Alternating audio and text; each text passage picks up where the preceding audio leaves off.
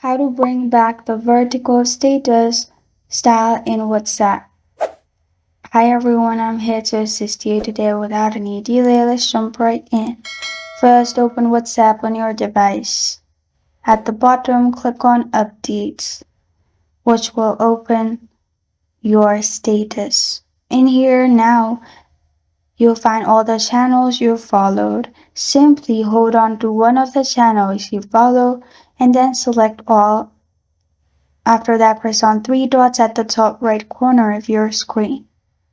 After you've clicked on three dots, you'll find these options. Click on Unfollow. Make sure you unfollow all the channels. Click on Unfollow again.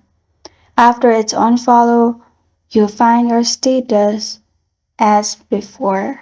And this is how to bring back the vertical status style in WhatsApp. Thank you for joining me today. If this video helps you out, please leave a like and subscribe for more. Got a question or want to suggest a topic? Comment below. Thank you for watching.